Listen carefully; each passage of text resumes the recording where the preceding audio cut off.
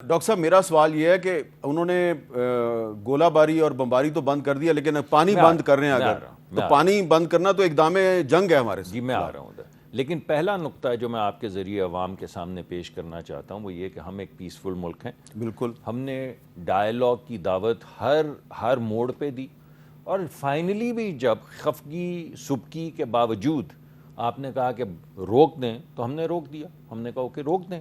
اب ہم کہہ رہے ہیں یا امریکی صدر نے کہا ہے کہ بات کریں، تو بات کرنے میں کیا حرج ہے؟ ہمیں کیا اعتراض ہے بات کرنے میں؟ تو بات کر لیں.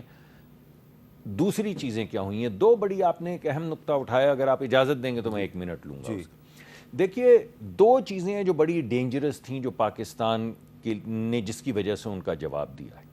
ایک تو دنیا میں ایک نئی چیز آ گئی ہے جس کو یہ کہہ رہے ہیں اوفینسو ڈیفینسو، جو اسرائیل بھی کرتا ہے. اوفینسو ڈیفینسو، اوفینسو ڈیفینسو کیا ہوتا ہے کہ مجھے شک ہے کہ آنے والے وقت پہ آپ مجھے حملہ کریں گے تو میں آج ہی آپ کو تباہ کر دوں گا.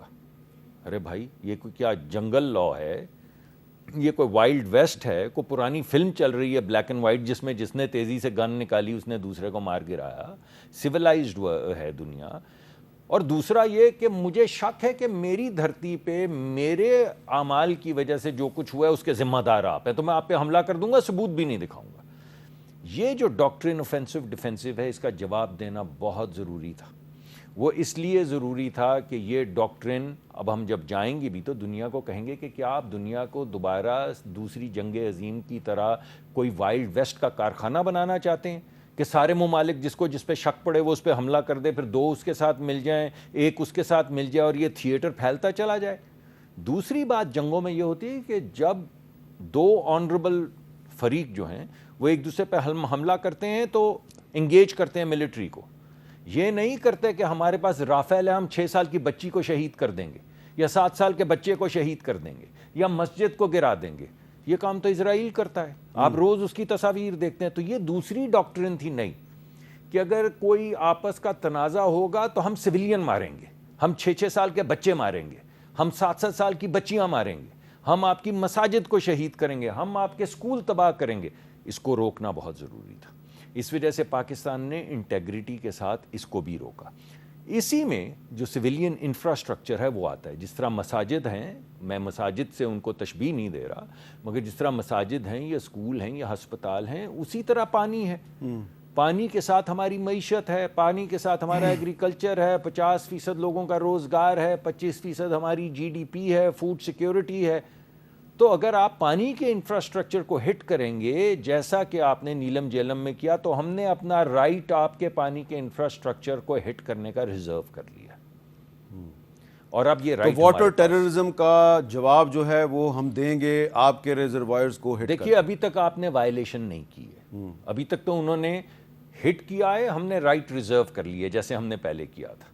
اب بات یہ ہے کہ اگر آپ یہ پہلی بات تو یہ نہیں، لیکن وہ پانی بند کرنے کی کوشش تو کرتے ہیں. نہیں وہ نہیں ہو سکی نا. کہاں ہوئی ہے؟ نہیں، لیکن انہوں نے مودی صاحب نے 3 نئے منصوبے تو شروع کر دیے ہیں. دیکھیے ابھی نہیں شروع کیے ہیں، اور یہی ہم کہہ رہے ہیں. ہم یہ کہہ رہے ہیں کہ یہ تمام معاملات دوبارہ سے آپ جنگ کی طرف جانے کے بجائے، یہ میں بار بار اس لیے بات کر رہا ہوں، گستاخی معاف، کہ آپ نے اسرائیل کا ذکر کیا تو یہ جو ہمارا جو تصادم تھا، حالیہ تصادم انڈیا کے ساتھ، اس میں ان کے تمام ڈرونز تھے وہ میڈ ان اسرائیل تھے. اور یہ جو واٹر ٹیررزم ہے یہ ہتھیار بھی انہوں نے اسرائیل سے ہی لیا ہے، وہی استعمال کرتے رہے ہیں فلسطینیوں کے خلاف بھی. کیونکہ 2022 میں جب اسرائیل نے فلسطینیوں کے واٹر سپلائی سسٹم کو ہٹ کیا، ان کے پانی کے کنویں میں زہر ملایا، تو تنگ آ کر انہوں نے اسرائیل پر حملہ کر دیا. تو یہ بھی اگر ہمارا پانی بند کرنے کی کوششیں جاری رکھیں گے تو پھر ہم کیا کریں گے؟ دیکھیے ابھی آپ نے خود ہی پروگرام کے ابتدائیے میں خود ہی ثابت کر دیا کہ کنونشنل وارفیئر میں ہمیں سپیریورٹی ہے. جی، تو اگر سپیریورٹی ہے تو اس کا استعمال ہوگا. لیکن سوال یہ ہے کہ ایسا کیوں ہوگا؟ جو بات بیٹھ کر طے کی جا سکتی ہے، ایک ٹریٹی ہے جس میں کچھ اس کو سسپینڈ کرنے کی گنجائش ہی نہیں ہے. میں نے ٹریٹی پوری پڑھ رکھی کیونکہ میں پہلے پانی میں بھی تھا. پہلی بات تو یہ کہ ٹریٹی کی وائلیشن تو وہ 2 سال سے کر رہے ہیں، تو اس کا پہلگام سے کوئی تعلق نہیں ہے. یعنی اگر پہلگام کے بعد وہ ٹریٹی کو سسپینڈ کرتے یا وائلیٹ کرتے تو اس کا مطلب تھا کہ اس کا تعلق پہلگام سے ہے. اگر 2 سال سے آپ وائلیٹ کر رہے ہیں ٹریٹی کو, نہ آپ اپنے کمشنر بھیجتے ہیں, نہ ہمیں اپنے میٹر چیک کرنے دیتے ہیں, نہ بیسیکلی جو پانی کی رپورٹنگ ہے وہ آپ وقت سے کرتے ہیں, تو ٹریٹی تو آلریڈی آپ وائلیٹ کر رہے ہیں. تو پھر یہ پہلگام کدھر سے آ گیا؟ یہ آپ کو پتا تھا کہ پہلگام ہوگا, اس وجہ سے آپ نے پہلے سے وائلیشن شروع کر دی؟ جی ہمارا تو یہی مقدمہ ہے, ہمارا تو یہی مقدمہ ہے. اور جو میں آپ کے سامنے پیش کر رہا ہوں تقریباً ثبوت کی شکل میں پیش کر رہا ہوں کہ بھائی آپ کو کیا پہلے سے پتا تھا کہ پہلگام ہوگا؟ اگر نہیں پتا تھا تو یہ تمام وائلیشنز یا ٹریٹی کی سسپینشن تو پہلگام کے بعد ہونی چاہیے تھی. جی ٹریٹی کے جتنے بھی ایگزیمز ہیں سب تو آپ وائلیٹ کر چکے ہیں پہلے سے, 2 سال سے کر رہے ہیں. تو اس کا مطلب ہے کہ جو کام آپ پھر وہ نیگوشیشن اور خطوط لکھنے اور لیگل فریم ورک سے نہیں اچیو کر سکے, کیونکہ ہمارے بڑے اچھے وکلاء ہیں اور ہم ہر چیز کا جواب دیتے ہیں, تو پھر آپ نے کہا لے پھر یہ رہا پہلگام اور اب سسپینڈڈ تو پہلے ہی تھی وہ. اب بات یہ ہے کہ ابھی بھی ہم یہ چاہتے ہیں, ایک امن پسند ملک ہیں, کہ بیٹھ کے ہمیں بات کرنی چاہیے. ہم نے پہلے ڈائیلاگ کہا, انہوں نے جنگ کرنے کے بعد ڈائیلاگ کہا. ہم پھر کہہ رہے ہیں کہ آئیے بات کیجئے, کوئی طریقہ کار جو سٹیبل ہو, ٹرانسپیرنٹ ہو. یعنی کل ہمیں شک پڑ جاتا ہے, ہمیں تو ہیں شکوک, آپ کو معلوم ہے ٹرین کے کیس میں بھی کوئٹہ والے بلان اور نہ جانے کیا کیا, لیکن ہم نے کبھی ان پہ حملہ تو نہیں کیا. ہمارے پاس تو شواہد بھی ہوتے ہیں, پھر بھی حملہ نہیں کیا. بات یہ ہے کہ یہ طریقہ کار ایسے ملک چلتے نہیں ہیں. یہ کوئی غنڈہ تو نہیں ہوتا نا کہ ہمارے پاس تو کلبھوشن یادو بھی ہے.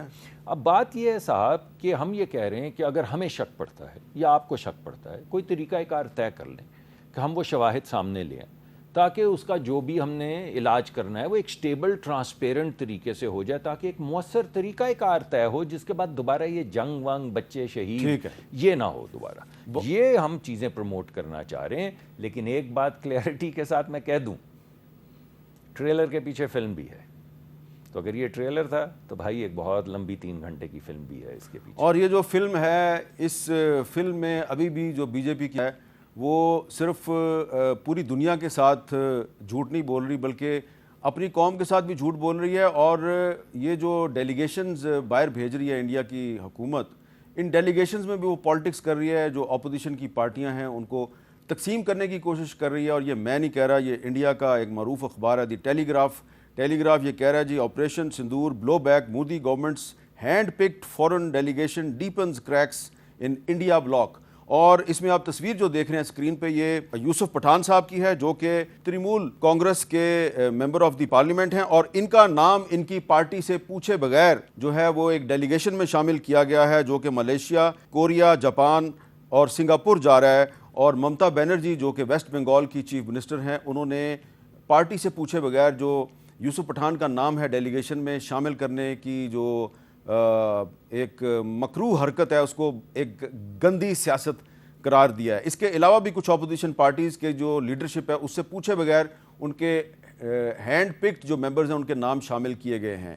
تو پاکستان میں کیا ہوا ہے, پاکستان میں تو اپوزیشن کو ڈیلیگیشنز کا حصہ بنایا ہی نہیں گیا, بلکہ پیپلز پارٹی جو ہے وہ ان میں شامل ہے.